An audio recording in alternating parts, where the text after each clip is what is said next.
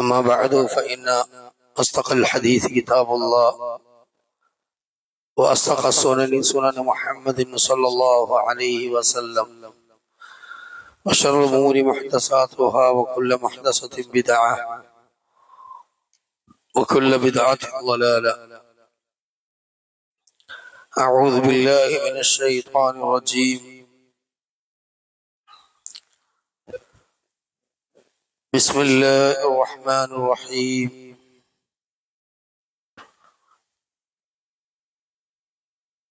واعتصموا بحبل الله جميعا ولا تفرقوا.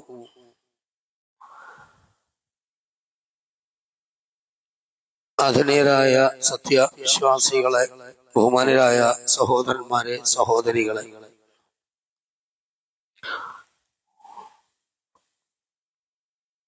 കർമ്മശാസ്ത്ര പഠനം എന്ന വിഷയത്തിൽ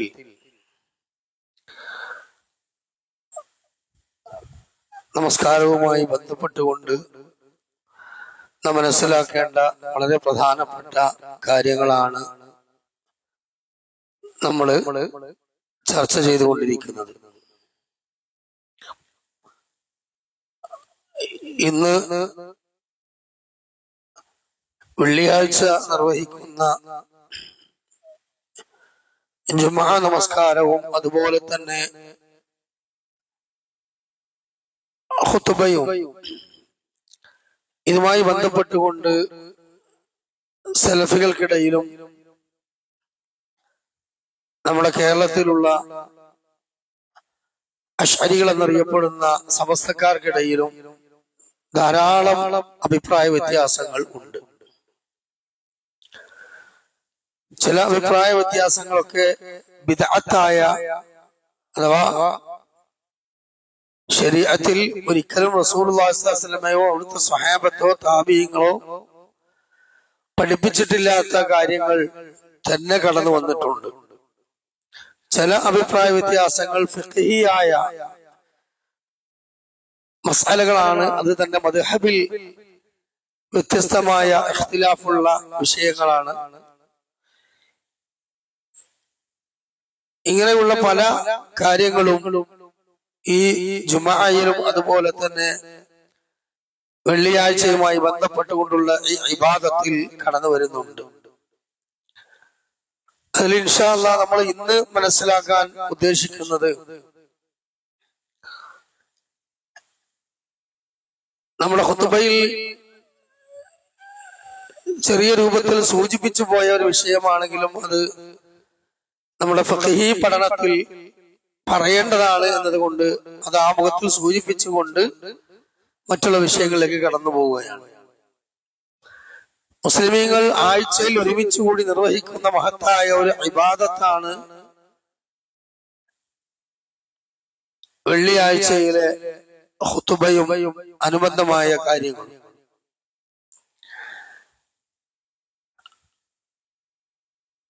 അതില് നബി സല്ലല്ലാഹു അലൈഹി വസല്ലമയുടെ ചര്യ അനുസരിച്ചുകൊണ്ട് ഒരു ബാങ്ക് മാത്രമാണ് ഉള്ളത്. പക്ഷെ നമ്മുടെ നാട്ടിൽ മറ്റൊരു ബാങ്ക് അതിനു മുമ്പ് തന്നെ കൊടുക്കും. ഈ ഒരു ബാങ്ക് പള്ളിക്കുള്ളിൽ വെച്ചുകൊണ്ട് അധികമായി കൊടുക്കുന്നതിന് എന്തെങ്കിലും പ്രാമാണികമായ തെളിവുണ്ടോ? അല്ല, അത് പിന്നീട് എങ്ങനെയാണ് മദ്ഹബിൽ കടന്നു വന്നത് എന്ന് നമ്മളൊന്ന് മനസ്സിലാക്കേണ്ടതുണ്ട്. പല ആളുകളും പറയാറുള്ളത് ഉസ്മാൻ റളിയല്ലാഹു അൻഹു ആണ് ഇങ്ങനെ ഒരു സമ്പ്രദായം കൊണ്ടുവന്നത് എന്നാണ്. മഹാനായ ഉസ്മാൻ റളിയല്ലാഹു അൻഹു ഒരിക്കലും പള്ളിക്കുള്ളിൽ രണ്ട് ബാങ്ക് കൊടുക്കുന്നില്ല. മറിച്ച് അദ്ദേഹം അത് മദീനയിലെ ഒരു അങ്ങാടിയിൽ ആളുകൾ വർദ്ധിച്ച ഒരു കാലഘട്ടത്തിൽ അവരെ ബോധവൽക്കരിക്കുന്നതിന് വേണ്ടി ഒരു ബാങ്ക് വിളി അല്ലെങ്കിൽ ഒരു ക്ഷണം എന്നുള്ള നിലക്ക് ഒരു നിദാഇനെ വർദ്ധിപ്പിച്ചു എന്നാണ് ഇമാം ബുഖാരി റഹ്മത്തുള്ളാഹി അലൈഹി പോലും ഉദ്ധരിക്കുന്ന ഹദീസിൽ ഉള്ളത്. ആ ഹദീസ് ഞാൻ ഒന്ന് കേൾപ്പിക്കുകയാണ്. അൻ സഈദ് ബിൻ യസീദ് റളിയല്ലാഹു അൻഹു ഖാല, സഈദ് ബിൻ യസീദ് റളിയല്ലാഹു അൻഹു പറയുന്നു, കാന നിദാഉ യൗമുൽ ജുമുഅത്തി ഇദാ ജലസൽ ഇമാമു അലൽ മിൻബരി അഹ്ദ നബി സല്ലല്ലാഹു അലൈഹി വസല്ലമ. അഥവാ നബി സല്ലല്ലാഹു അലൈഹി വസല്ലമയുടെ കാലഘട്ടത്തിൽ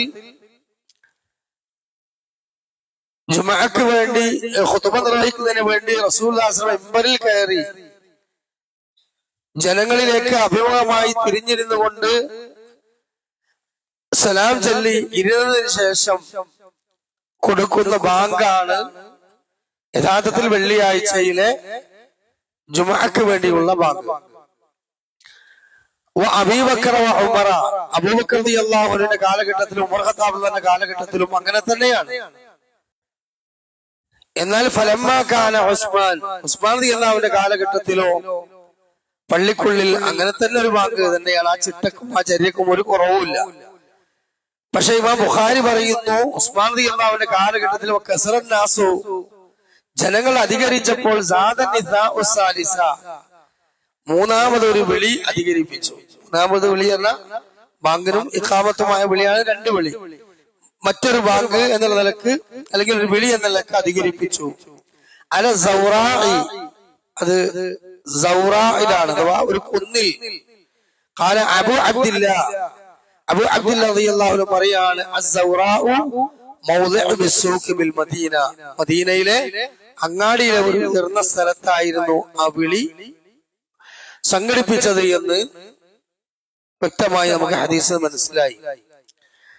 അപ്പൊ ഇമാമ് മിമ്പറിൽ ഇരുന്ന ശേഷമുള്ള ബാങ്കാണ് യഥാർത്ഥത്തിൽ നിർബന്ധമായിട്ടുള്ളതും ജുമുഅയുടെ ഷർത്തിൽപ്പെട്ടതും. എന്നാൽ രണ്ടാമതൊരു ഇങ്ങനെ ഒരു ബാങ്ക് എന്നത് നബി സല്ലല്ലാഹു അലൈഹി വസല്ലമയോ സഹാബത്തോ താബിഈങ്ങളോ തബഅത്താബിഈങ്ങളോ പഠിപ്പിച്ചിട്ടില്ല, അഥവാ ഉസ്മാൻ റളിയല്ലാഹു അൻഹു പഠിപ്പിച്ചിട്ടില്ല. പക്ഷെ അദ്ദേഹത്തിന്റെ കാലഘട്ടത്തിൽ മദീനയിലെ അങ്ങാടിയിൽ വെള്ളിയാഴ്ചയാണ് എന്ന് ബോധവൽക്കരിക്കാൻ വേണ്ടി ജുമുഅയുടെ കുറച്ചു മുമ്പ് ഒരു വിളി അധികരിപ്പിച്ചു എന്നാണ്. ആ വിളി അയ്യുഹന്നാസ്, അല്ലെങ്കിൽ യാ മഅ്ശറൽ മുസ്ലിമീൻ, ഇന്ന് ജുമുഅയാണ്, വെള്ളിയാഴ്ചയാണ് എന്ന ഒരു വാക്കായിരുന്നു എന്നും അല്ല, അത് അല്ലാഹു അക്ബർ എന്ന് പറഞ്ഞുകൊണ്ട് വിളിക്കുന്ന ഒരു ബാങ്ക് തന്നെ ആയിരുന്നു എന്നും അഭിപ്രായ വ്യത്യാസമുണ്ട്. ഏതായാലും ഒരിക്കലും പള്ളിക്കുള്ളിലേക്ക് അത് കൊണ്ടുവരിക എന്നത് റസൂലുള്ളാഹി സ്വല്ലല്ലാഹു അലൈഹി വസല്ലമയുടെ ഹദീസുകളിലില്ല, സ്വഹാബത്തിന്റെ ചര്യയിലില്ല. 200-ലധികം സ്വഹാബികളെ കാണാൻ ഭാഗ്യം ലഭിച്ച ഒരു താബിഈയായ പണ്ഡിതനാണ് ഇമാം അത്താഇ റഹിമഹുല്ലാഹ്. അദ്ദേഹം പറയുന്നു, ഇന്നമാ കാനൽ അദ്ദാനി യൗമുൽ ജുമുഅത്തി ഫീഹാ വാഹിദുൽ ഖത്ത്, കഴിഞ്ഞുപോയ കാലത്ത് ഒരു ബാങ്കാണ് ഉണ്ടായിരുന്നത്, അത് ഇമാമ് മിമ്പറിൽ കയറിയതിന് ശേഷമുള്ള വിളിയാണ്. അതുകൊണ്ട് തന്നെ സമസ്തക്കാരെ അംഗീകരിക്കുന്ന കൂറ്റനാട് അബ്ദുള്ള മുസ്ലിയാർ എന്ന് പറയുന്ന അവരുടെ സമസ്തയിലെ പണ്ഡിതൻ എഴുതിയ ഒരു ഖുർആൻ പരിഭാഷയുണ്ട്, ഫതഹുർ റഹ്മാൻ.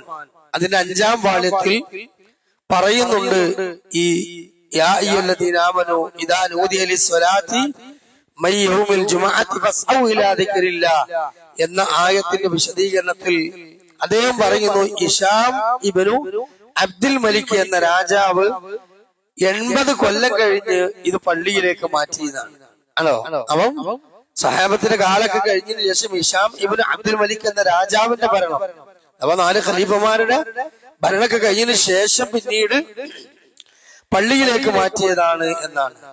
അതുകൊണ്ട് തന്നെ ഇമാം ഷാഫി റഹ്മത്തുള്ളാഹി അലൈഹി കിതാബുൽ ഉമ്മ് എന്ന അദ്ദേഹത്തിന്റെ ഗ്രന്ഥത്തിൽ 1-ാം വാള്യം 195-ാമത്തെ പേജിൽ അദ്ദേഹം ജുമുഅയുടെ ബാബിൽ ഒരു അധ്യായം തന്നെ ഉണ്ട്. ആ അധ്യായത്തിൽ അദ്ദേഹം പറയുന്നു, ഞാൻ ഇഷ്ടപ്പെടുന്നു അയ്യകൂന അദ്ദാന യൗമുൽ ജുമുഅ, വെള്ളിയാഴ്ച ദിവസത്തെ ബാങ്ക് ആയിരിക്കണം, ഹീന യുദ്ഖിലുൽ ഇമാമി അൽ മസ്ജിദ് അലൽ മൗദിഇ അല്ലദീ യംദുദു അലൈഹി ഖസദുൻ ഔ ശദീദുൻ ഔ മുൻബരിൻ ലഹു വഇദാ ഫഅല അഹ്ദൽ മുഅദ്ദിൻ ഫിൽ അദ്ദാനി ഇദാ ഖറഅ ഖാമ. അതായത് ഇമാം പള്ളിയിലേക്ക് പ്രവേശിച്ച് എവിടെയാണ് ഇമാം ഖുത്ബ നിർവഹിക്കുവാൻ ഉദ്ദേശിക്കുന്നതെങ്കിൽ ആ ഖുത്ബ നിർവഹിക്കാൻ ഉദ്ദേശിക്കുന്ന പീഠത്തിൽ കയറി സലാം വിളിച്ചതിന് ശേഷം വിളിക്കുന്ന ബാങ്കാണ് ഞാൻ ഉദ്ദേശിക്കുന്നത്, അതിനെയാണ് ഞാൻ ഇഷ്ടപ്പെടുന്നത് എന്ന് പറഞ്ഞത്. അങ്ങനെ വന്നു കഴിഞ്ഞാൽ മുഅദ്ദിൻ ബാങ്ക് വിളിക്കണം, എന്നിട്ട് നബി സല്ലല്ലാഹു അലൈഹി വസല്ലം എഴുന്നേറ്റ് ഖുത്ബ നടത്തും. ഇതാണ് ഞാൻ ഇഷ്ടപ്പെടുന്ന ചര്യ. ആര്? ഇമാം ഷാഫി റഹ്മത്തുള്ളാഹി അലൈഹി. ഷാഫി മദ്ഹബുകാരാണെങ്കിലോ ഈ വിഷയത്തിൽ നിർബന്ധ ബുദ്ധി കാണിക്കുകയും ചെയ്യുന്നു. അത് സുന്നത്ത് പോലെ കൈകാര്യം ചെയ്യും, അത് മിസ്സാക്കാൻ പറ്റൂല. അത് ഒഴിവാക്കിയാൽ ജുമുഅന്റെ ഷർത്തിൽ എന്തോ ഒന്ന് കൊഴിഞ്ഞു പോയതുപോലെ അങ്ങനെ പറയാൻ പാടില്ല. കാരണം എന്താ, ഇതൊരിക്കലും ഒരു ശരീഅത്തിൽ സുന്നത്തായ ഒരു കാര്യമായി കൊണ്ടുവന്നതല്ല. പിന്നെ മറിച്ച് എന്താണ്, ആളുകൾ വർദ്ധിക്കുമ്പോൾ സൗകര്യത്തിന് വേണ്ടി ഖലീഫ ഉസ്മാൻ റളിയല്ലാഹു അൻഹു നടത്തിയ ഒരു സമ്പ്രദായം, അതിനെ പിന്നീട് പള്ളിയിലേക്ക് ഒരു ആചാരമായി കൊണ്ടുവന്നത് യഥാർത്ഥത്തിൽ എന്തല്ല, അഹ്ലു സുന്ന വൽ ജമാഅ പ്രോത്സാഹിപ്പിച്ച കാര്യമല്ല.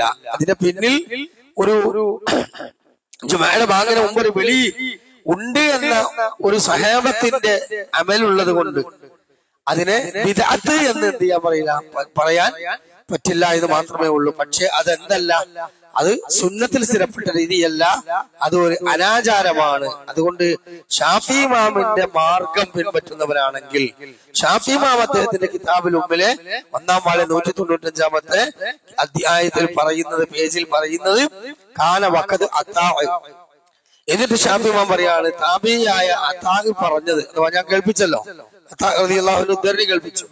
അദ്ദേഹം പറയുന്നത് ഇത് പിന്നെ ഉസ്മാനാണ് ഈ സമ്പ്രദായം നടപ്പിലാക്കിയത് എന്ന് അദ്ദേഹം അംഗീകരിക്കാൻ തയ്യാറായിട്ടില്ല. പിന്നീട് അദ്ദേഹം പറയുന്നു മുആവിയ, ഇത് മുആവിയ നടപ്പിലാക്കിയതാണ് എന്നതാണ്. അല്ല, അത് പിന്നെ മർവാന്റെ കാലഘട്ടത്തിൽ, അല്ല ഹജ്ജാജ് ബിൻ യൂസുഫിന്റെ കാലഘട്ടത്തിൽ തുടങ്ങിയതാണ്. ഇങ്ങനൊക്കെ അഭിപ്രായ വ്യത്യാസങ്ങളുണ്ട്. ഇതെല്ലാം പറഞ്ഞുകൊണ്ട് ഇമാം ഷാഫി റഹ്മത്തുള്ളാഹി പറയുന്നു, ഇനി ആര് നടപ്പിലാക്കിയാലും ശരി, ഫൽ അംറുല്ലദീ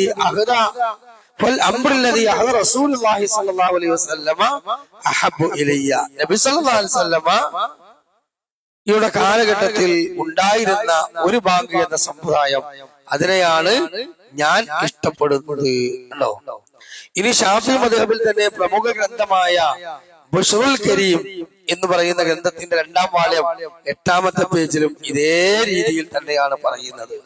പള്ളി ദർസിൽ എഴുതുന്ന തുഹ്ഫ എന്ന് പറയുന്ന ഗ്രന്ഥം, അതിന് 2-ാം വാള്യം 460 പേജിൽ പറയുന്നത് വമല്ലം കാനൽ അഖ്സാ വമല്ലം കാന അൽ അഖ്സാറ അലൽ ഇത്തിബാഇ അഫ്ദലുൽ ഹാജ, അതിനാൽ ആവശ്യമാണെങ്കിൽ ചെയ്യുക എന്നതല്ലാതെ നബിയോടുള്ള അനുകരണമാണ് ഏറ്റവും ശ്രേഷ്ഠമായത്. അപ്പൊ ആവശ്യമാണെങ്കിൽ ചെയ്യുക എന്ന് പറഞ്ഞാൽ എന്താ?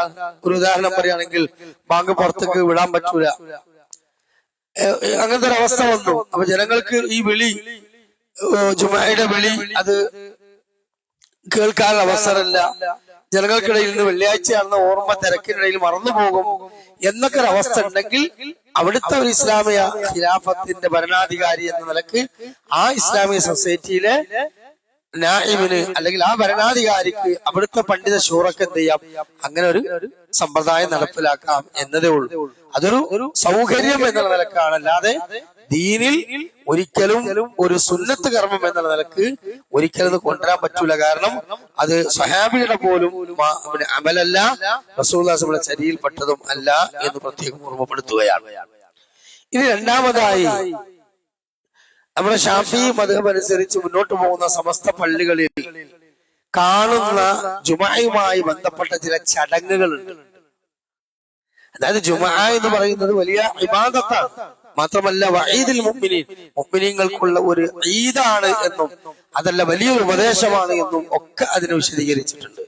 അപ്പൊ വെള്ളിയാഴ്ച എന്നത് പെരുന്നാൾ പോലെ അല്ലെങ്കിൽ ലൈലത്തുൽ ഖദ്ർ എന്ന പരിശുദ്ധമായ റമദാനിന്റെ രാവ് പോലെ വളരെയധികം പ്രത്യേകതയോടുകൂടി തന്നെ ആഴ്ചയിൽ കാണേണ്ട ഒരു ഇബാദത്താണ്. അതിന് സാധാരണ ഒരു സുന്നത്ത് നിസ്കാരം പോലെ അല്ലെങ്കിൽ പെരുന്നാൾ നിസ്കാരം പോലെ നേരം വൈകി വന്നാലും കുറ്റൊന്നുമില്ല എന്നതുപോലെയല്ല, മറിച്ചത് ഫർള് ഐനായ വാജിബായ കാര്യങ്ങൾ തന്നെയാണ് അതിലുള്ളത്.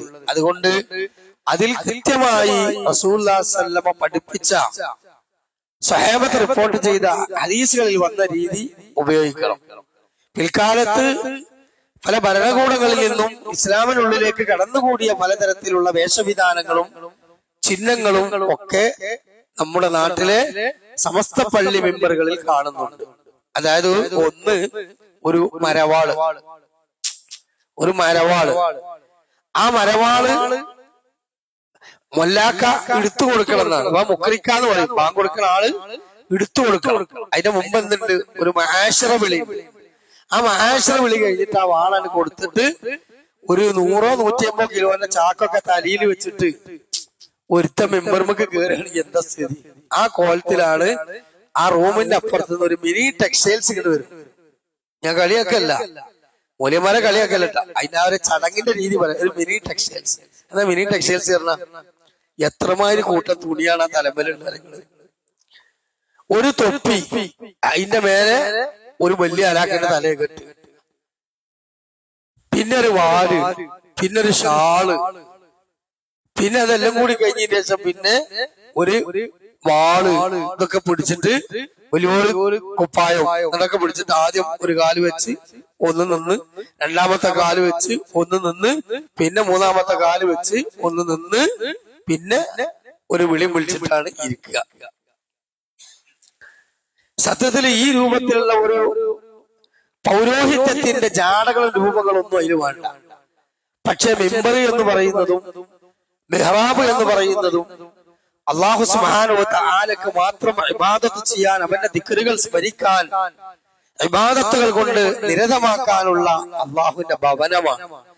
അതുകൊണ്ട് തന്നെ ആ ഭവനത്തിൽ ഈ ധാർമ്മികത്വം വഹിക്കുന്ന ഖതീബ് ഒരിക്കലും ആ മിഹ്റാബിനെയും ആ സ്ഥാനത്തെയും നിസാരമാക്കിയോ പുച്ഛമാക്കിയോ കാണാൻ പാടില്ല.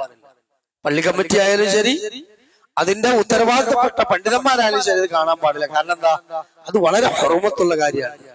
അതുകൊണ്ട് തന്നെ ആ ദിവസം അയാൾ മാന്യമായ രൂപത്തിലുള്ള ഒരു വെള്ളക്കുപ്പായോ ഒരു തുണിയോ തലയിൽ തൊപ്പിയൊന്നുമില്ലെങ്കിൽ ടവലെങ്കിലും ഒന്ന് മറച്ചിട്ട് എന്ത് ചെയ്യണം, ഒരു മിമ്പർമ കയറണം. കോഴിമുട്ടന്റെ തൊണ്ട് പോലെ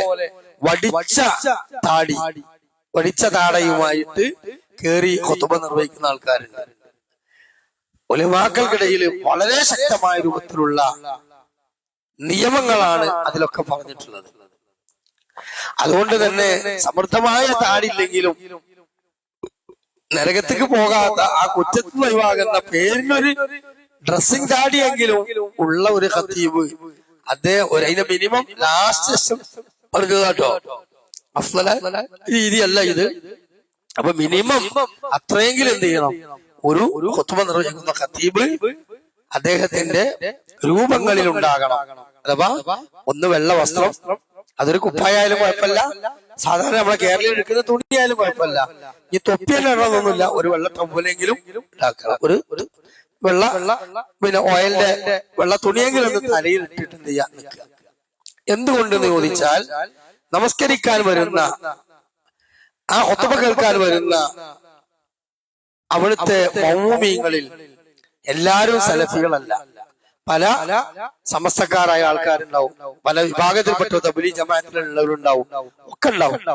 അപ്പൊ അവരെ സംബന്ധിച്ചിടത്തോളം അവര് അപ്രതീക്ഷിതമായിട്ടൊരു സലഫി പള്ളിയിൽ, മുജാഹിദ് പള്ളിയിൽ ഖുതുബ കേൾക്കാൻ വരുമ്പോ സമസ്തക്കാരായ മൗലിയമാര് പറയുന്നത് പോലൊന്നും അല്ല.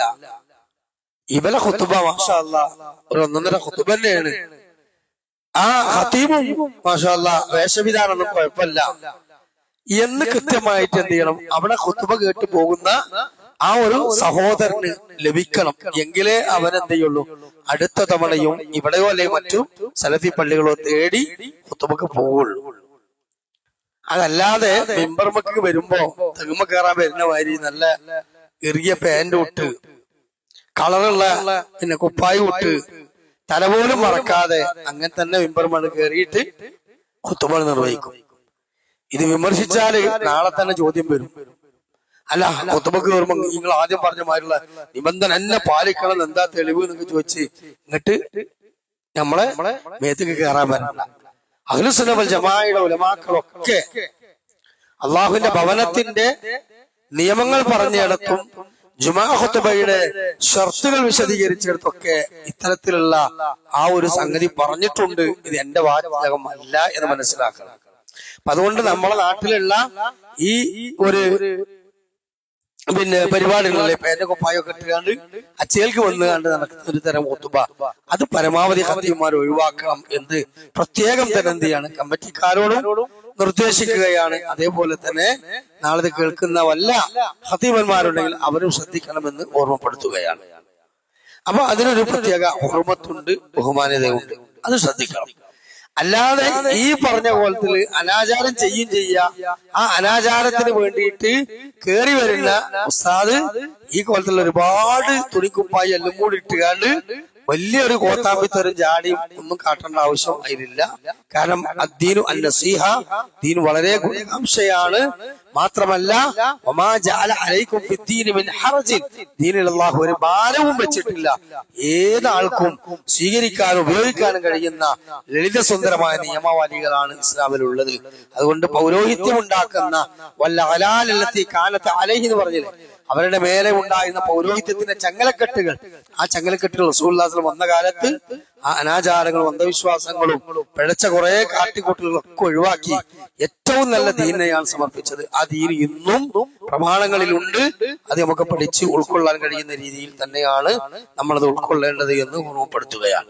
അപ്പൊ ഇനി ഈ വാളം പിടിച്ച് മിമ്പറിൽ കയറി ഖുതുബ നിർവഹിക്കണം. അതേപോലെ തന്നെ ഖുതുബക്ക് പങ്കെടുക്കാൻ 40 ആളുകൾ നിർബന്ധമായും വേണം. അല്ലെങ്കിൽ ആ ഖുതുബ സ്വഹീഹാവുകയില്ല. അതേപോലെ തന്നെ ഖുതുബ അറബിയിൽ തന്നെയാകണം, ലഫ്ളൻ ബി ലഫ്ള് അറബി തന്നെയാകണം. അർക്കാനുകൾ മാത്രം അറബിയായ പോരാ. വഅദ് ദൂരമാ അതാ ഉപദേശമൊക്കെ അറബി തന്നെ ആകണം എന്നും അറബി അല്ലാത്ത ഭാഷയിൽ ഖുതുബ നിർവഹിക്കുന്ന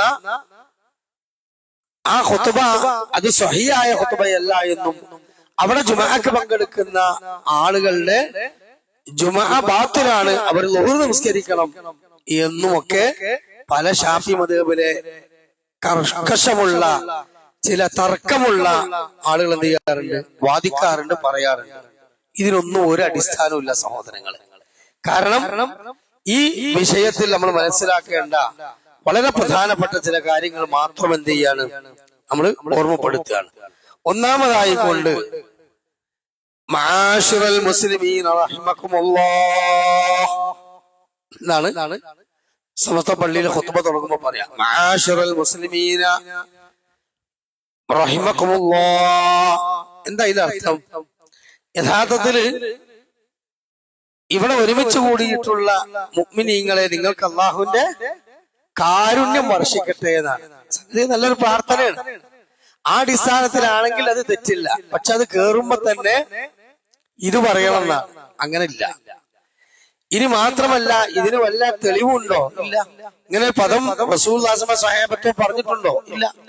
റസൂലുള്ളാഹിയുടെ ഖുതുബ തുടക്കം മുതൽ ഒടുക്കം വരെ റിപ്പോർട്ട് ചെയ്യപ്പെട്ടില്ലെങ്കിലും ഖുതുബയുടെ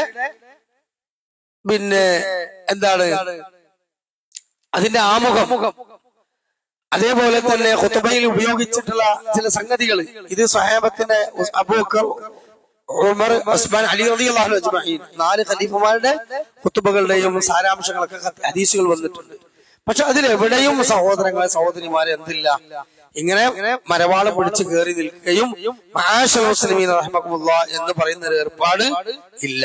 യഥാർത്ഥത്തിൽ ജരീർ റളിയല്ലാഹു അൻഹുവിനോട് മിനായിൽ വെച്ചുകൊണ്ട് നബി സല്ലല്ലാഹു അലൈഹി വസല്ലമ പറഞ്ഞു, എന്ത്, ആളുകളോട് മിണ്ടാതിരിക്കാൻ വേണ്ടി പറയൂ, എനിക്ക് അവരെ ഉപദേശിക്കണം എന്ന്. മിമ്പറിൽ വെച്ച് റസൂലുള്ളാഹി സ്വല്ലല്ലാഹു അലൈഹി വസല്ലം അങ്ങനെ പറഞ്ഞിട്ടുണ്ട്.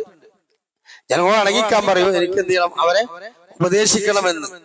അപ്പൊ ഇതാണത്ര എന്ത് ചെയ്യണത്, ഈ രൂപത്തിൽ പറയാനുള്ള തെളിവ് എന്നാണ്. യഥാർത്ഥത്തിൽ നിക്കാഹിന്റെ സദസ്സ് ഉപദേശല്ലേ, ഈദ്ഗാഹ് എന്ന പെരുന്നാഖുത്ത് ഉപദേശല്ലേ. എന്താ മൗലവിമാര് അവിടെ ഒന്നും ഈ വടികുത്തിയും വാളെടുക്കാതെ വെറും സാധാരണ തലകെട്ടും വെള്ളത്തുണിയിട്ട് മാത്രം വരുന്നത്. ജുമാക്ക് വരുമ്പോ മാത്രം എന്താ അങ്ങനെ വാള്? അപ്പൊ ഉപദേശിക്കാൻ വേണ്ടി റസൂലുള്ളാഹി സ്വല്ലല്ലാഹു അലൈഹി വസല്ലമ അവരോട് പറയൂ എന്ന് ജാബിർ റളിയല്ലാഹു പറഞ്ഞതാണ്. ഈ വാളും പിടിച്ചുകൊണ്ട് ഇങ്ങനെ പറയാനുള്ള തെളിവെങ്കിൽ അത് എല്ലാ ഉപദേശത്തിനും വേണ്ടേ? ജുമാക്ക് മാത്രമായിട്ട് അങ്ങനെ ഇല്ല. അപ്പൊ അതുകൊണ്ട് നബി സല്ലല്ലാഹു അലൈഹി വസല്ലമയുടെ ചര്യയിൽപ്പെട്ടതല്ല, സ്വഹാബത്തിന്റെ ചര്യയിൽപ്പെട്ടതുമല്ല ആ ഏർപ്പാട് എന്ന് നമ്മൾ മനസ്സിലാക്കണം. ഇനി മാത്രമല്ല, ഇവിടെ പിന്നീട് ബുഖാരി ഇമാമിന്റെ പേരിലും നബി സല്ലല്ലാഹു അലൈഹി വസല്ലമയുടെ പേരിലും അബൂ ഹുറൈറ റളിയല്ലാഹു അൻഹുവിന്റെ പേരിലൊക്കെ പച്ച നുണയാണ് പിന്നെ മൗലവിമാരെ മിമ്പറുമേ കയറിയിട്ട് പറയുന്നത്. എന്താണ്? അൽ ജുമാഅത്തു ഹജ്ജുൽ ഫഖറാ ഇലൽ മസാകീന വഈദുൽ മുഅ്മിനീൻ. പിന്നെ പറയുന്ന വാക്കാണ് മആശിറൽ മുസ്ലിമീന റഹിമകുമുല്ലാഹ്. ഇത് പറഞ്ഞു കഴിഞ്ഞാൽ പിന്നെ പറയുമല്ല ഹജ്ജുൽ ഫഖറാ വൽ മസാകീന വഈദുൽ മുഅ്മിനീൻ. അൽ ജുമുഅത്തു ഹജ്ജുൽ ഫഖറാ, ജുമുഅ എന്ന് പറയുന്നത് ഫക്കീറുമാരുടെ ഹജ്ജാണ്. ജുമുഅ എന്ന് പറഞ്ഞാൽ അത് പാവപ്പെട്ടവന്റെ ഹജ്ജാണോ? പാവപ്പെട്ടവൻക്ക് എന്തില്ല? ഹജ്ജ് നിർബന്ധമല്ല. അപ്പൊ എന്നാ ഓൻക്ക് ജുമുഅ അതിൽ പങ്കെടുത്താൽ ഹജ്ജിന്റെ കൂലിയായി എന്നാണ്. കള്ള ഹദീസാണ്, അങ്ങനെ സംഗതി ഇല്ല. മാത്രമല്ല വഈദുൽ മുഅ്മിനീൻ, അത് മുഅ്മിനീങ്ങളുടെ ഈദാണ്, ആഘോഷാണ്. ഇത് സ്വഹീഹായ റിപ്പോർട്ടിൽ വന്നതേ അല്ല, അത് നമ്മൾ മനസ്സിലാക്കണം. പിന്നെ അവിടുന്ന് അങ്ങോട്ട് പറയുന്നതോ അതിനേക്കാളും വലിയ കളവ്. എന്താ? റവൽ ബുഖാരി വൽ മുസ്ലിം. മുരിയാര് പറയുകയാണെന്ന് കഴിഞ്ഞാൽ സമസ്ത പള്ളിയിൽ പങ്കെടുത്തവർക്ക് അറിയാം. റവൽ ബുഖാരി വൽ മുസ്ലിം عن أبي هريرة رضي الله عنه قال عن النبي صلى الله عليه وسلم قال إذا سمع الخطيب على المنبر ولا تتكلمن أحدكم ومن تتكلم فقد لغى ومن لغى فلا جمعة له. ഖതീബ് മിമ്പറിൽ കയറിയാൽ ആരും സംസാരിക്കരുത്, സംസാരിച്ചവൻ അനാവശ്യം ചെയ്തു, അനാവശ്യം ചെയ്തവൻ ആ ജുമുഅ ബാത്തിലാക്കി, അത് ജുമുഅ ഇല്ല. സത്യത്തിൽ ഇതിനോട് സമാനമായ ഒരു ഹദീസുണ്ട് ബുഖാരിയിൽ, പക്ഷെ ഈ പറഞ്ഞ രീതിയിലില്ല.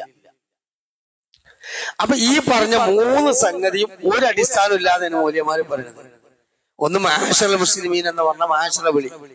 രണ്ട് ഹജ്ജുൽ ഫഖറാ ഇൽ മസാകീൻ, പാവപ്പെട്ടവന്റെ ഹജ്ജാണ് ജുമുഅ, അതില്ല.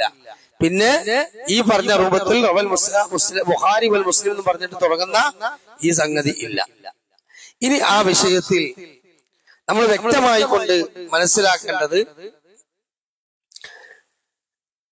ഇമാം ബുഖാരി പറയുന്നു റഹിമഹുല്ലാഹ്, ഖുത്ബ പറയുന്ന സമയത്ത് നിന്റെ കൂട്ടുകാരനോട് മിണ്ടാതിരിക്ക് എന്ന് പറഞ്ഞാൽ വരെ അവൻ അനാവശ്യം ചെയ്തു എന്നാണ്. നോക്കിങ്ങൾ, മിണ്ടാതിരിക്കുക എന്ന് പറഞ്ഞാൽ എത്ര നല്ലൊരു കാര്യമാണ്, ഒരു ഉപദേശമാണ്.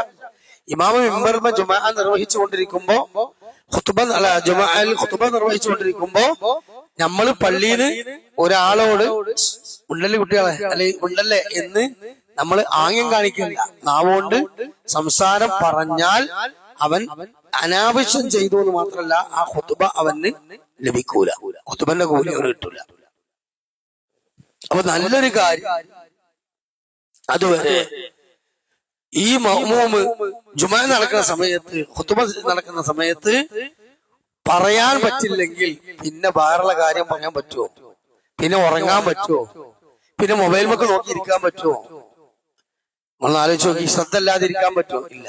പക്ഷെ നമ്മുടെ ആളുകൾ ഖുത്ബക്ക് വന്നാൽ ആകെ ഒരു 100 ആള് പങ്കെടുത്താൽ ആ 100 ആളുകൾക്കിടയിൽ എത്ര ആളുകളുടെ ഖുത്ബയാണ് അതിന്റെ തമാമായ രീതിയിൽ അത് സ്വീകരിക്കപ്പെടുക എന്ന് സ്വന്തം നഫ്സിനോടൊന്ന് ചോദിച്ചു നോക്കിയാൽ മതി. പലപ്പോഴും ചാരിയിരിക്കുന്ന അവസ്ഥ, സൊഫിൽ വിടവുണ്ടാക്കുന്ന അവസ്ഥ, പിന്നെ ഉറങ്ങിപ്പോവുക, അല്ലെ, ഖുത്ബ ശ്രദ്ധിക്കാതിരിക്കുക, ഇങ്ങനെയുള്ള പലതരത്തിലുള്ള തെറ്റുകളും അതിൽ വരുന്നുണ്ട്. അതുകൊണ്ട് തന്നെ ഖുത്ബ അവന് ബാത്തിലായി പോവുകയാണ്. അത് വളരെ ഗൗരവത്തോടു കൂടിയാണ് മുഅ്മിനീങ്ങളെ നമ്മൾ ശ്രദ്ധിക്കേണ്ടത്. അതൊരിക്കലും നമ്മളിൽ നിന്ന് ഉണ്ടാകാൻ പാടില്ല എന്ന് ഓർമ്മപ്പെടുത്തുകയാണ്. ഇനി അൽ ജുമഅത്തു ഹജ്ജുൽ ഫഖറാ, ജുമഅ ദരിദ്രരുടെ ഹജ്ജാണ് എന്ന് പറയുന്ന ഈ ഹദീസ് സ്വഹീഹ് അല്ല എന്ന് ഞാൻ പറഞ്ഞല്ലോ. ഇത് ദുർബലമാണ് എന്ന് ഇമാം പിന്നെ പറഞ്ഞിട്ടുണ്ട്. കാരണം ഇമാം ഇറാഖി സനദു ദഈഫ് എന്ന് അൽബാനി റഹ്മഹുല്ലാ മൗളൂ എന്നും ഈ ഹദീസിനെ വിശദീകരിച്ചിട്ടുണ്ട്. ഇമാം ഇറാഖി സനദു ദഈഫ്, അതിന്റെ സനദിൽ ദുർബലതയുണ്ട്. ഇമാം അൽബാനി റഹ്മഹുല്ലാ മൗളൂ നിർമ്മിച്ചുണ്ടാക്കിയതാണ് എന്ന് പറഞ്ഞിട്ടുണ്ട്. കാരണം ഇത് ഇബ്നു അബ്ബാസ് റളിയല്ലാഹു അൻഹു വഴി റിപ്പോർട്ട് ചെയ്യപ്പെട്ടിട്ടുണ്ട്. മുഅ്ജം ശൈഊബ് ഇബ്നു അബിൽ അറബ്, താരീഖ് അസ്ഹാബാൻ, മുസന്നദു ശിഹാബ് തുടങ്ങിയ ഗ്രന്ഥങ്ങളിൽ ഇത് കാണാം. ഈ ഗ്രന്ഥങ്ങൾ വന്നതാണ്, ഇബ്നു അബ്ബാസ് തൊട്ട് വന്നിട്ടില്ല. എന്നാൽ സനദിൽ ഈസ ഇബ്നു ഇബ്രാഹിം മുഖ്താദിൽ എന്ന് പറയുന്ന ഒരു ദുർബലൻ ഈ റാവിയിൽ, ഈ റിവായത്തിലുണ്ട്. ഈ ഹദീസിന്റെ റിവായത്തിൽ ഈ പറഞ്ഞ ഇബ്രാഹിം മുഖ്താദ് എന്ന് പറയുന്ന ഒരു മനുഷ്യൻ ഉണ്ട്. ഇയാള് ദുർബലനാണ്. അതിനാൽ ഒരിക്കലും ഇത് സുന്നത്തായ രീതിയല്ല എന്ന് വളരെ വ്യക്തമായി കൊണ്ട് തന്നെ സമസ്ത പണ്ഡിതന്മാരെ നിങ്ങൾ മനസ്സിലാക്കണമെന്നാണ് നമുക്ക് പറയാനുള്ളത്. സാധാരണക്കാരോടും നമുക്ക് അത് പറയാനുള്ളത് അതാണ്. ഇനി വെള്ളിയാഴ്ച ഖുത്ബ തുടങ്ങുമ്പോൾ മആശിറൽ മുസ്ലിമീന റഹിമഹുല്ലാഹ് എന്ന് പറഞ്ഞതിന് ശേഷം കയ്യിൽ ഒരു മരവാള് പോലെയുള്ളത് പിടിച്ച് മിമ്പറിൽ നിൽക്കുന്ന രീതി, ഇത് നമ്മൾ പറഞ്ഞു. അതിന് ഒരു അടിസ്ഥാനമില്ല. എന്നാൽ ഇതിന്റെ കൃത്യമായ തെളിവ് നമ്മൾ പരിശോധിക്കണം. ഒന്നാമതായി ഇത് ഈ വാക്ക് ഹദീസിൽ വന്നിട്ടില്ല എന്ന് പറഞ്ഞു. രണ്ട് കയ്യിൽ വാള് പിടിക്കുന്ന കാര്യം, ഇവിടെയാണ് പ്രധാനപ്പെട്ട ഒരു സംഭവം നമ്മൾ മനസ്സിലാക്കേണ്ടത്. ഇതെങ്ങനെയാണ് കടന്നു വന്നത്? നബി സല്ലല്ലാഹു അലൈഹി വസല്ലം വെള്ളിയാഴ്ച ഖുത്ബ പറയുമ്പോൾ നബി സല്ലല്ലാഹു അലൈഹി വസല്ലമയുടെ കയ്യിൽ വാളൊന്നും ഉണ്ടായിരുന്നില്ല. പക്ഷേ നബി സല്ലല്ലാഹു അലൈഹി വസല്ലമയുടെ കയ്യിൽ എന്തുണ്ടായിരുന്നു? ഒരു വടി ഉണ്ടായിരുന്നു. ഒരു വടി ഉണ്ടായിരുന്നു. ആ വടി നബി സല്ലല്ലാഹു അലൈഹി വസല്ലം എന്ത് ചെയ്യും? ചിലപ്പോ സമയത്ത് ഇങ്ങനെ കുത്തിപ്പിടിക്കും. ചില സമയത്ത് ആ വടി കൊണ്ട് റസൂലുള്ളാഹി സ്വല്ലല്ലാഹു അലൈഹി വസല്ലം എന്ത് ചെയ്യും? ഇങ്ങനെ സ്വഹാബത്തിനെ ആജ്ഞാപിക്കും. ഖുത്ബയെ സംബന്ധിച്ച് ഹദീസിൽ കാണാം, റസൂലുള്ളാഹി സ്വല്ലല്ലാഹു അലൈഹി വസല്ലം കണ്ണുകൾ ചുവക്കും, വഅലാ സൗതിഹി ശബ്ദം ഉയരും, വസ്തദ ഖലബിഹി ചിലപ്പോ കോപം പുറത്തു വരും. അതേപോലെ തന്നെ മുൻദിറു അലാ ജയ്ഷ്, ഒരു പട്ടാള കമാൻഡർ തന്റെ പട്ടാളക്കാർക്ക് താക്കീത് നൽകുന്നത് പോലെ അങ്ങനെ റസൂലുള്ളാഹി സ്വല്ലല്ലാഹു അലൈഹി വസല്ലം ഖുത്ബയിൽ വൈകാരികമാകുന്നതാണ്. അതെന്തുകൊണ്ടാണ്? ഖുത്ബ സന്ദർഭോചിതമാണ്, ഖുത്ബ കാലിക പ്രസക്തമാണ്, ഖുത്ബ ദീൻ അറിയിച്ചു കൊടുക്കുന്ന വഅലാണ്. എന്നാൽ ഈ നബാത്തി കിതാബ് മുഖത്ത് വെച്ച് വായിക്കണ ഈ സമസ്ത ഖതീബിന് ഇങ്ങനത്തെ എക്സ്പ്രഷൻ വല്ലതും ഉണ്ടാവുമോ? മുഖത്ത് ഉണ്ടാവൂല. ഇനി എക്സ്പ്രഷൻ ഉണ്ടാകണമെങ്കിൽ അത് അയാൾക്ക് മനസ്സിലാകണ്ടേ?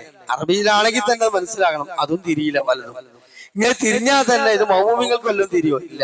ഓലെ സംബന്ധിച്ചിടത്തോളം നല്ലൊരു ഒച്ച മാത്രമാണ്.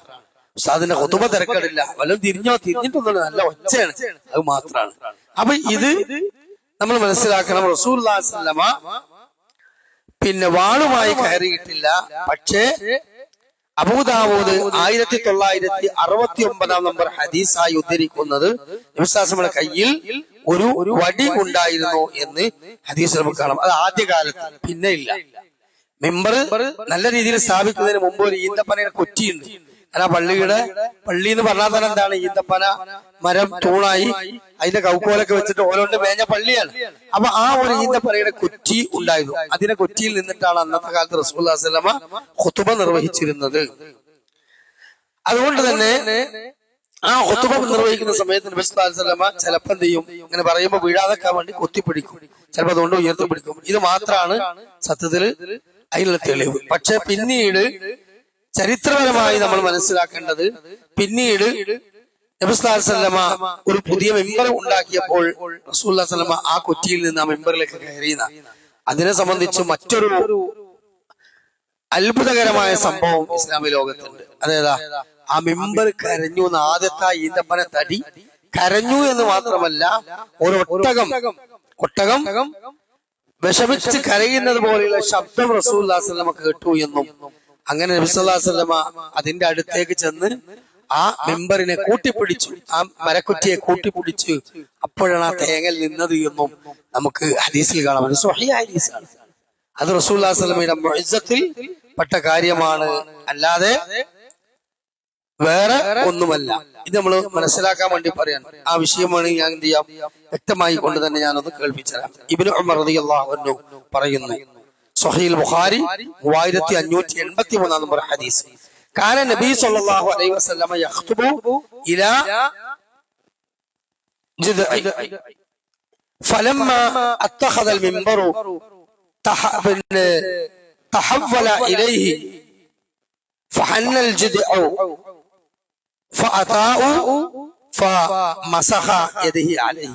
ഇത് സ്വഹീഹ് ബുഖാരിയിൽ വന്ന ചെറിയ റിപ്പോർട്ടാണ്. എന്നാൽ ജാബിർ അബ്ദുല്ലാഹി റളിയല്ലാഹു അൻഹു എന്ന് ഉദ്ധരിക്കുന്ന സ്വഹീഹ് ബുഖാരിയിലെ 3585 നമ്പർ മറ്റൊരു ഹദീസ്. അപ്പൊ ഞാൻ ഇവിടെ പറഞ്ഞത് 3583 ആണ്. അതിന് നേരെ താഴെയുള്ള മൂന്നാമത്തെ ഹദീസ് 3585 നമ്പർ ഹദീസ്. ഈ ഹദീസിൽ വ്യക്തമായി പറയുന്നു, കാന അൽ മസ്ജിദു, നബി സല്ലല്ലാഹു അലൈഹി വസല്ലമ മസ്ജിദിന്റെ മേൽക്കൂര, ആ മസ്ജിദിന്റെ മേൽക്കൂര ഉൾപ്പെടുന്ന ഈന്തപ്പന തടിയിലായിരുന്നു, അലാ ജുദ്ഇ മിൻ നഖ്ലി, ആ ഈന്തപ്പന തടിയിലായിരുന്നു റസൂലുള്ളാഹി സ്വല്ലല്ലാഹു അലൈഹി വസല്ലമ കയറി നിന്നത്.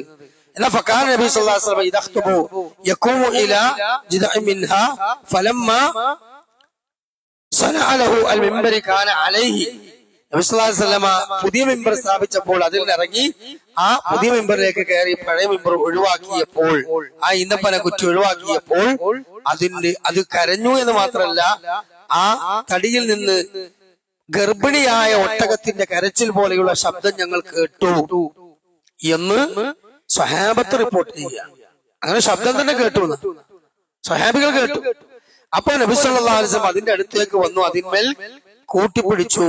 അങ്ങനെ അത് ശാന്തമായി എന്ന് ഹദീസിൽ നമുക്ക് കാണാൻ പറ്റും. ഇത് റസൂലുള്ളാഹി സ്വല്ലല്ലാഹു അലൈഹി വസല്ലമയുടെ മുഇസ്സത്തിൽപ്പെട്ടതാണ്. ഇത് വെറും മരത്തടി പിന്നെ പൊട്ടുന്ന ശബ്ദം എന്നല്ല സഹാബികൾ പറഞ്ഞത്, മറിച്ച് സൗത്തൻ കസൗത്തിൽ ഇശാ, ഗർഭിണിയായ ഒട്ടകത്തിന്റെ കരച്ചിൽ പോലെയുള്ള ശബ്ദം ഞങ്ങൾ കേട്ടു എന്ന് എന്നെ വിവരിക്കുന്നുണ്ട്. നബി സല്ലല്ലാഹു അലൈഹി വസല്ലമ തൊട്ടപ്പോൾ അത് ശാന്തമായി എന്ന് ഈ സംഭവം ഇമാം ബുഖാരി ഈ 2 ഹദീസുകളിലും പറയുന്നുണ്ട്. ഇത് സ്വഹീഹായ ഹദീസാണ്, മുസ്ലിം ലോകം അംഗീകരിക്കുന്നതുമാണ്, നബി സല്ലല്ലാഹു അലൈഹി വസല്ലമയുടെ മുഇസ്സത്തിൽപ്പെട്ട കാര്യമാണ്.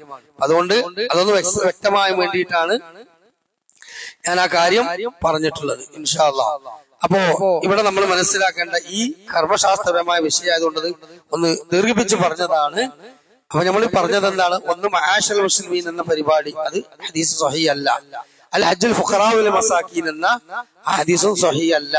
പിന്നെ മൗലവിമാര് ബുഖാരി ഇമാമിന്റെയും റസൂലുള്ളാഹിന്റെയും അബൂ ഹുറൈറയുടെ പേരിലും മൊത്തത്തിൽ പറയുന്ന ആ രൂപത്തിലുള്ള വാചകം ഈ മുസ്ലിമിലോ ബുഖാരിയിലോ ഇല്ല. എന്നാൽ ജുമഅക്ക് ഒരാള് പിന്നെ വന്നിട്ട് അയാള് മറ്റൊരാളോട് നിങ്ങൾ സംസാരിക്കരുത് എന്ന് പറഞ്ഞാൽ പോലും അയാളുടെ ജുമഅ ബാത്തിലാകും എന്ന കാര്യം ഗൗരവത്തോടു കൂടി തന്നെ എന്ത് ചെയ്യണം, നമ്മള് വ്യക്തമായി തന്നെ പിന്നെ മനസ്സിലാക്കണമെന്ന് ഓർമ്മപ്പെടുത്തുകയാണ്. ഇനി മറ്റൊരു വിഷയം ഈ മേഖലയിൽ ഞാൻ പറഞ്ഞു, 40 ആളുകൾ ജുമഅയും 40 ആളുകളും എന്നൊരു വിഷയം. അഥവാ 40 ആളുകൾ ഇല്ലാത്തിടത്ത് ജുമഅ വേണ്ട എന്നാണ്, ളുഹർ മാത്രം നിസ്കരിച്ച് പിരിഞ്ഞാൽ മതി എന്നാണ് ഷാഫി മദ്ഹബ് പറയുന്നത്. അത് വലിയ അക്രമമാണ്. ഒരിക്കലും അങ്ങനെ ഷാഫി മദ്ഹബ് ഇമാം ഷാഫി റഹ്മത്തുള്ളാഹി അലൈഹിയിൽ തൊട്ട് ഉദ്ധരിക്കാനേ പറ്റില്ല. ഷാഫി മദ്ഹബ് അങ്ങനെ പറയുന്നുണ്ടെങ്കിലും ഷാഫി മദ്ഹബിന്റെ ഏറ്റവും മുഅത്തമദായ അഭിപ്രായം എന്താണ്? ഇദാ സഹൽ ഹദീസു ഫഹുവ മദ്ഹബി, ഹദീസ് സ്വഹീഹായി കിട്ടിയാൽ അതാണ് എന്റെ മദ്ഹബ് എന്നാണ്. അപ്പോ ഹദീസ് സ്വഹീഹായി വന്നാൽ എന്താണോ അതാ സ്വീകരിക്കേണ്ടത്. എന്താണ് ഹദീസുകൾ ഈ വിഷയത്തിൽ കാണാനുള്ള വിഷയം നമുക്കൊന്ന് മനസ്സിലാക്കാം. പഴയ കാലത്ത് ബാങ്കൊക്കെ കൊടുത്തിട്ട് 40 ആള് കഴിഞ്ഞിട്ടില്ലെങ്കിൽ 100 സ്കരിച്ചു പോയിരുന്നു എന്ന ചരിത്രം പഴമക്കാര് പറഞ്ഞതായി ഞാൻ കേട്ടിട്ടുണ്ട്. മഹലില് വെള്ളിയാഴ്ച എന്നുള്ളത് അന്തൊക്കെ അധികം ഉണ്ടാവില്ല. അങ്ങനെ ബാങ്ക് കൊടുത്തിട്ട് കാത്തിക്കുക. അങ്ങനെ 39 ആളായിട്ട് ജുമാക്കാൻ വയ്യ, എന്താ കാട്ടുക? അവസാനം പണ്ടൊരു തമാശ പറയാനുണ്ട്, അത് സത്യമാണെന്ന് അറിയില്ല. അരീക്കോട് ഭാഗത്ത് പഴയ കാലത്ത് പിന്നെ 40 ആളെ തികയാതിരുന്നപ്പോ പള്ളിയിൽ ഉസ്താദ് എന്ത് ചെയ്തു, ഒന്ന് പോയി നോക്കാന്നാണ്. അങ്ങനെ അന്വേഷിച്ചെന്നോ പാടത്ത് കന്നുകുട്ടികൾ ജുമാന്റെ അടുത്ത് ഒരു വൈമാക്ക പള്ളിക്ക് വരാതെ. അപ്പൊ പറഞ്ഞു നിങ്ങളൊന്ന് വരി, കാരണം ജുമാക്ക് ആള് തേഞ്ഞിട്ടില്ല, അതുകൊണ്ടാണ്. അങ്ങനെ കയ്യും കാലും കേകിയാണ്ട് മൂപ്പരെ വലിച്ചു കൊണ്ടുവന്ന് മൂപ്പരിങ്ങനെ കേറിയപ്പോ അപ്പൊ ഒരാള് വന്നു. അപ്പൊ ഇയാള് പറയുന്നത് ഞാൻ പോട്ടെ, അവിടെ പൗതി പണിയിട്ട് പോയതാ, ഞാൻ പോട്ടെ എന്ന് പറഞ്ഞ് ഇറങ്ങി പോയില്ല. അത് തമാശയാണോ ഞാൻ സത്യം അറിയില്ല. സത്യത്തിൽ അങ്ങനത്തെ ജാഹിലീങ്ങളാ ആ കാലഘട്ടത്തിലുണ്ട്. കാരണം എന്താ, ഈ ഏലസ് ഉറക്കും കിട്ടി, ഈ കുത്തുബിയത്തും മൗലിദും റാത്തീബും ചെല്ലി നടന്നാൽ തന്നെ സ്വർഗത്ത് പോകും, അഞ്ചൊത്ത് നിസ്കരിക്കണമെന്നില്ല, ജുമാഅത്ത് പങ്കെടുക്കണമെന്നില്ല. അത് ആ കാലത്ത് മാത്രമല്ല, ഈ കാലത്ത് റബീഉൽ അവ്വൽ ആഘോഷം നടക്കണ്ടല്ലോ. എന്താണ് മൗലവിമാരെ ബഅദിലുള്ളത്? നിങ്ങളൊന്ന് ആലോചിച്ച് നോക്കാണ്. മൗലവിമാരെ ബഅദില് നമ്മൾ ആധുനികരായ ഏറ്റവും അടുത്ത ഈ വർഷത്തെ റബീഉൽ അവ്വലിന് സംസാരിച്ച, റബീഉൽ അവ്വലുമായി ബന്ധപ്പെട്ട് സംസാരിച്ച പ്രഭാഷണങ്ങൾ വരെ യൂട്യൂബിലുണ്ട്, ഏറ്റവും പുതിയത്. അതിലൊരു 2-3 മൗലവിമാരെ, സഖാഫിമാരെയും താരിമാരെയും ഉദവിമാരെയൊക്കെ വയല് ഞാൻ കേട്ട് ഞാൻ നെട്ടിപ്പോയി. അതിലൊന്ന് പറയുന്നത് വെച്ചാൽ ഇത് വലിയൊരുനാളിനേക്കാളും ചെറിയൊരുനാളിനേക്കാളും ശ്രേഷ്ഠതയാണ്. അതുകൊണ്ട് പുതിയ കുപ്പായി തുണി അടിച്ച് അത് ഇട്ട് വരല് നിർബന്ധമാണ് ഒരു മൗലിയ. പിന്നെ പറയുന്നത് ലൈലത്തുൽ ഖദർ എന്ന രാവിനേക്കാളും ശ്രേഷ്ഠമാണ് മറ്റൊരു മൗലിയാണ്. ഇത് കേട്ടോ കണ്ടി വ്യക്തമായിട്ട് വീഡിയോയിൽ പറയും. പക്ഷെ നമുക്ക് ഈ വീഡിയോയിൽ തന്നെ ഈ പ്രഭാഷണത്തിന്റെ ആ ക്ലിപ്പ് വേണമെങ്കിൽ ഉപയോഗപ്പെടുത്താം. വേറൊരു മൗലിയാര് പറയുന്നത് ലൈലത്തുൽ ഖദർ എന്ന് പറയുന്നത് കോൺഗ്രസ്സുകാർ ഉപയോഗിക്കുന്ന ഖദറില്ലേ, ആ ഖദറും ലൈലത്തുൽ ഖദറും തമ്മിൽ സാമ്യമുണ്ട് അത്ര.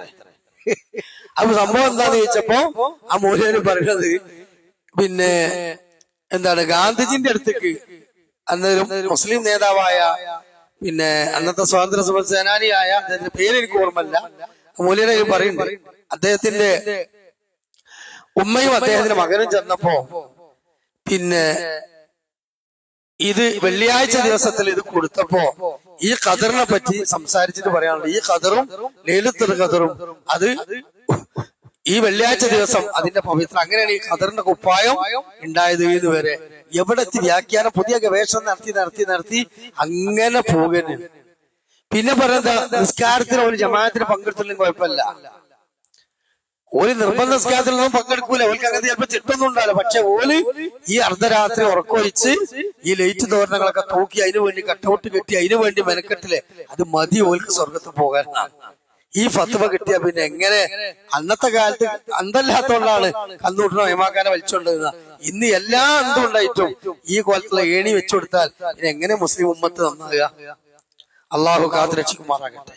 അപ്പോ സഹോദരിമാരെ ഞാൻ പറഞ്ഞു വരുന്നത്, 40 ആളുകൾ ഇല്ലെങ്കിലും ജുമുഅ സ്വഹിയാവും.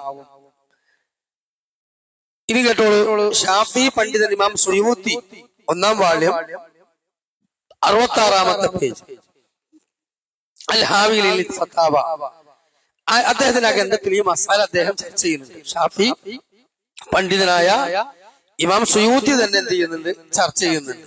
ആ ചർച്ചയിൽ അദ്ദേഹം പറയുന്നു, ഇഖ്തലഫൽ ഉലമാഉ, ഇതിൽ ഉലമാക്കൾക്കിടയിൽ വ്യത്യസ്ത അഭിപ്രായങ്ങളുണ്ട്. പണ്ഡിത ലോകത്ത് അഭിപ്രായ വ്യത്യാസമുണ്ട്.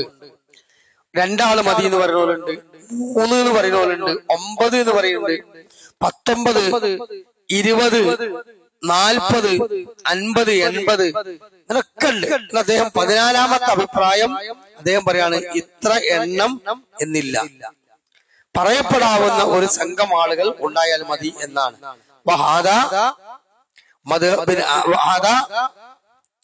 എന്താണ് മദ്ഹബ് മാലിക് ഇമാമിന്റെ വീക്ഷണം അതാണ്. വൽ മശ്ഹൂറു മിൻ മദ്ഹബി, ഇമാം മാലിക്കിന്റെ മദ്ഹബ് വീക്ഷണ പ്രകാരം എന്താണ്, അതില് ഒരു സംഘം ആളുകൾ ഉണ്ടായാൽ മതി എന്നതാണ് എന്നും പറയുന്നു. ഫത്ഹുൽ ബാരി ഇബ്നു ഹജർ അസ്കലാനി റഹ്മത്തുള്ളാഹി അലൈഹി പറയുന്നു, ഫത്ഹുൽ ബാരിയിൽ ഒരു ഹദീസും ഇത്ര ആൾ വേണമെന്ന് സ്ഥിരപ്പെട്ടു വന്നിട്ടില്ല എന്നാണ്. ഇത്ര ആൾ വേണമെന്ന് കൃത്യമായി വന്നിട്ടില്ല, പല അഭിപ്രായങ്ങളും വന്നിട്ടുണ്ട്. അതുകൊണ്ട് 40-ന്റെ ഹദീസുകൾ മുഴുവനും എന്താണ്, ദുർബലം ആണ് എന്ന് വ്യക്തമായി നമ്മൾ മനസ്സിലാക്കണം. കഅബ് ഇബ്നു മാലിക് റളിയല്ലാഹു അൻഹു വെള്ളിയാഴ്ച ബാങ്ക് വിളിച്ചാൽ അസ്അദ് റളിയല്ലാഹു അൻഹു വേണ്ടി പ്രാർത്ഥിക്കാറുണ്ടായിരുന്നു. ഞങ്ങൾ ഈ ആദർശം ഉൾക്കൊണ്ടത് ഇതും അദ്ദേഹം മുഖേന, അഥവാ അസ്അദ് റളിയല്ലാഹു അൻഹു മുഖേനായതുകൊണ്ട് അദ്ദേഹത്തിന് വേണ്ടി ബാങ്ക് വിളിക്കുമ്പോൾ ഞങ്ങൾ പ്രാർത്ഥിക്കാറുണ്ടായിരുന്നു എന്ന് കഅബ് ഇബ്നു മാലിക് റളിയല്ലാഹു അൻഹു തൊട്ട് ധരിക്കുകയാണ്. അപ്പോ അന്ന് നിങ്ങൾ എത്ര പേരുണ്ടായിരുന്നു എന്ന് ചോദിച്ചപ്പോ മറുപടിയായി അദ്ദേഹം പറഞ്ഞത് 40 ആളുകൾ ഉണ്ടായിരുന്നു എന്നാണ്. അതാണ് സത്യത്തില് ഇത് നിർബന്ധമാണ് എന്ന് ഷാഫി മദ്ഹബ് പറയാനുള്ള തെളിവ്. ഇത് അതിനു വേണ്ടിയല്ല. 40 ആളുകൾ ജുമാക്ക് നിർബന്ധമാണെന്ന് ഇല്ലെങ്കിൽ ജുമാ സ്വഹീഹ് ആവൂല എന്ന് ഇല്ല. ഈ വിഷയത്തിൽ ഇത് സ്വഹീഹ് ആണെങ്കിൽ തന്നെ 40 വേണമെന്നില്ല, നിർബന്ധമില്ല. ഇനി ഈ ഹദീസ് സ്വഹീഹ് ആണോ അത് നമ്മൾ പരിശോധിക്കാമല്ലോ. ഇതിന്റെ സനദിൽ മുഹമ്മദ് ഇബ്നു ഇസ്ഹാഖ് കർമാനി എന്ന് പറയുന്ന ഒരു മനുഷ്യനുണ്ട്. ഇയാളെ പറ്റി ഇമാം മാലിക് പറയുന്നത് ഇയാള് ദജ്ജാൽ എന്നാണ്, കളവുണ്ടാക്കുന്ന ആളാണ്.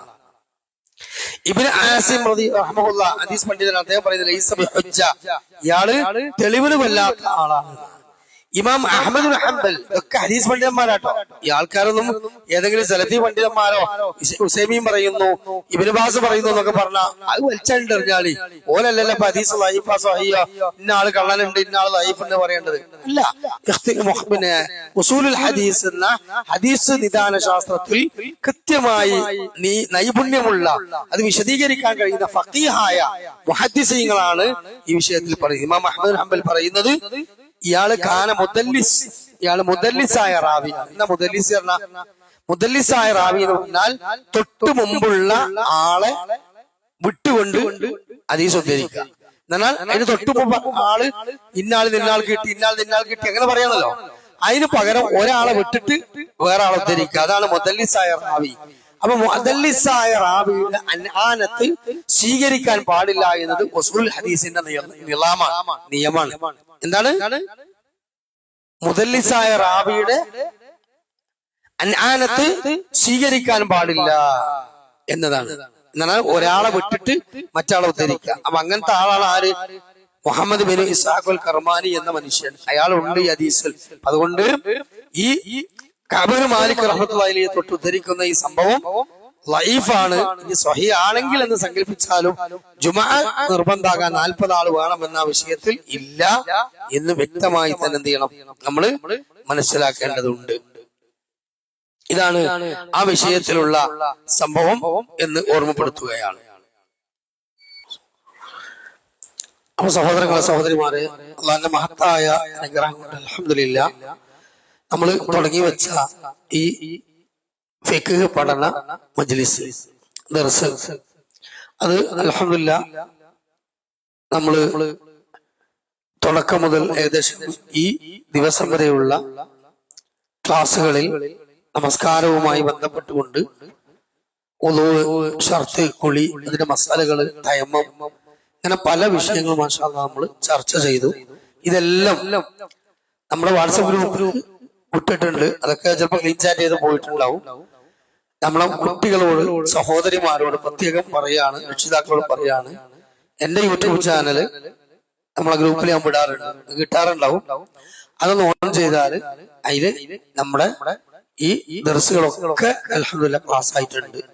അല്ലാഹു സുബ്ഹാനഹു വ തആല ഈ പരിശ്രമത്തിന്, ചെറിയ ഒരു പരിശ്രമമാണ്, കുറഞ്ഞ ആളുകൾ മാത്രം കാണുന്ന ഒരു സംവിധാനമാണ്, എന്നാലും നമ്മുടെ ഈ ദൗത്യ നിർവഹണം അത് അല്ലാഹു സ്വീകരിക്കുമാറാകട്ടെ. ഇതിനുവേണ്ടി നമ്മൾ ചെലവഴിക്കുന്ന ഈ സമയം, ഈ മൊബൈൽ, അതിന്റെ റെക്കോർഡിങ്, അതേപോലെ തന്നെ അതിനു വേണ്ടിയുള്ള ഈ സംസാരങ്ങള്, ഇതിന് ചെലവാകുന്ന കറണ്ട് ബില്ല്, ഇങ്ങനെ തുടങ്ങി എല്ലാം ഉണ്ട്. ഇതിലൊക്കെ പങ്കാളികളാകുന്ന എല്ലാവർക്കും അല്ലാഹു തആല അർഹമായ പ്രതിഫലം നൽകുമാറാകട്ടെ. നാളെ ആഖിറത്തിൽ സിറാത്ത് പാലം വളരെ എളുപ്പത്തിൽ കടന്നു പോകാൻ തൗഫീഖ് അല്ലാഹു നൽകുമാറാകട്ടെ. ദുനിയാവിൽ ഒരുപാട് പ്രതിസന്ധികൾ, പ്രയാസങ്ങൾ, ബുദ്ധിമുട്ടുകൾ, രോഗം, സാമ്പത്തികമായ പ്രതിസന്ധികൾ, മാനസികമായ പ്രശ്നങ്ങൾ, കുടുംബപരമായ പ്രയാസങ്ങൾ, അങ്ങനെ ഒരുപാട് പ്രയാസങ്ങളുണ്ട്. മറ്റു വിദേശ രാജ്യങ്ങളിലെ യുദ്ധക്കെടുതികള്, കാലാവസ്ഥാ പ്രശ്നങ്ങള്, രോഗം, ഇങ്ങനെ എല്ലാം ഒരുപാട്. അല്ലാഹു സുബ്ഹാനഹു വ തആല എല്ലാ തരത്തിലുള്ള പ്രയാസങ്ങളെയും നമുക്ക് ദൂരീകരിച്ച് തരുമാറാകട്ടെ. നമ്മളെല്ലാം നല്ല മുറാദുകളെയും അള്ളാഹു ഹാസിലാക്കി തരുമാറാകട്ടെ. അതുകൊണ്ട് അതൊക്കെ എടുത്തിട്ട് എന്ത് ചെയ്യണം, ഒന്നുകൂടെ നമ്മള് റിപ്പീറ്റ് ചെയ്യും. സ്ത്രീകളോട് പറയാം, ഈ ചാനലില് ഓരോ ആദ്യത്തെ വിഷയം ചെയ്യാം, ഒന്ന് ഓൺ ചെയ്ത് അടുക്കളയിൽ വെക്കുക. നമ്മളതേപോലെ തന്നെ വീട്ടിലുണ്ടെങ്കിൽ വീട്ടിലൂടെ വെക്കുക. എന്നിട്ട് ഒരു 35-40 മിനിറ്റ് അല്ലേ അതൊന്ന് കേൾക്കുക. അങ്ങനെ കേട്ട് നമുക്ക് ആ ഇൽമ് മാഷാ അല്ലാഹ് നാഫിയായി മാറും. അത് നമ്മുടെ അമലിൽ നമുക്ക് കൊണ്ടുവരാൻ പറ്റും. അറിയാത്ത ആളുകൾക്ക് നമുക്ക് പറഞ്ഞു കൊടുക്കാനും കഴിയും. അല്ലാഹു അതിനൊക്കെ തൗഫീഖ് നൽകുമാറാകട്ടെ. ഇൻഷാ അല്ലാഹ് ഇനി ഈ വിഷയത്തിൽ നമുക്കുള്ളത് അടുത്തത് പിന്നെ ഗ്രഹണ നമസ്കാരം, മയ്യത്ത് നമസ്കാരം, അതേപോലെ സ്വലാത്തുൽ ഇസ്തിഖാറ, നന്മയെ ചോദിച്ചുകൊണ്ടുള്ള നമസ്കാരം, ഇങ്ങനെ പലതരത്തിലുള്ള നമസ്കാരങ്ങൾ ഇനി നമുക്ക് പഠിക്കാനുണ്ട്. നമ്മൾ നിർബന്ധ നമസ്കാരം, അതേപോലെ തന്നെ സുന്നനായ സുന്നത്ത് നമസ്കാരങ്ങൾ, റവാത്തിബ് സുന്നത്തുകൾ, അതേപോലെ തന്നെ നാഫിലായ സുന്നത്തുകൾ, ഇങ്ങനെ പലതരത്തിലുള്ള സുന്നത്ത് നമസ്കാരങ്ങൾ, റവാത്തിബായ സുന്നത്ത്, നാഫിലായ സുന്നത്തുകൾ ഒക്കെ ഉണ്ട്. ഇത് എത്രണ്ണമുണ്ട്, എപ്പോഴൊക്കെ ആകാം, എത്രയാകാം, ഇതിന്റെ അഫ്ളലായ സമയങ്ങൾ ഏതൊക്കെയാണ്, ഇങ്ങനെയുള്ളതെല്ലാം ഇൻഷാ അല്ലാഹ് ഇനി അടുത്ത നമ്മുടെ കർമ്മശാസ്ത്ര പഠനത്തിൽ നമുക്ക് ചർച്ച ചെയ്ത് മുന്നോട്ട് പോകാനുള്ള കാര്യമാണ്. അതുകൊണ്ട് പരമാവധി ഈ ക്ലാസ്സുകളിൽ ദർസിൽ എന്ത് ചെയ്യുക, നമ്മള് ഓർമ്മപ്പെടുത്തുക, മെസ്സേജുകൾ കൈമാറുക, വരാൻ വേണ്ടി ആവശ്യപ്പെടുക. ചിലപ്പോ നിർബന്ധമായ തിരക്കുകളൊന്നും ഇല്ലാതെ ഒരു അശ്രദ്ധ കൊണ്ട് അവഗണിച്ച ആളുകൾ ഉണ്ടാവും. പിന്നെ വീട്ടിൽ തന്നെ കുട്ടികളും നമ്മുടെ സഹോദരിമാരൊക്കെ ഉണ്ടാവും. ഒന്ന് വിളിച്ചു കൊണ്ടുവരിക. മഴയും ബുദ്ധിമുട്ടൊക്കെ ഉള്ള സമയം ഏകദേശം കഴിഞ്ഞു തുടങ്ങി. ഇനി അങ്ങനെ ഉണ്ടെങ്കിൽ വേണ്ട, ഇല്ലാത്ത സമയത്ത് നമ്മൾ ക്ലാസ്സിൽ എന്ത് ചെയ്യുക, അറ്റൻഡ് ചെയ്യാൻ വേണ്ടി പറയാ. ഇനി അതിലൊന്നും തിരക്കുള്ള ആളുകളാണെങ്കിൽ നമ്മുടെ യൂട്യൂബ് ചാനലിൽ ഇത് ഇട്ടുകൊടുത്തിട്ട് നമുക്ക് കേൾപ്പിക്കാൻ വേണ്ടി പറയാ എന്ന് ഓർമ്മപ്പെടുത്തുകയാണ്. ഇൻഷാ അല്ലാഹ് ഇതൊരു വിഷയമായിട്ട് അവിടെ കിടക്കട്ടെ. ഞാൻ ജമാഅത്തിന്റെ സമയം ഇനി ഉണ്ടല്ലോ.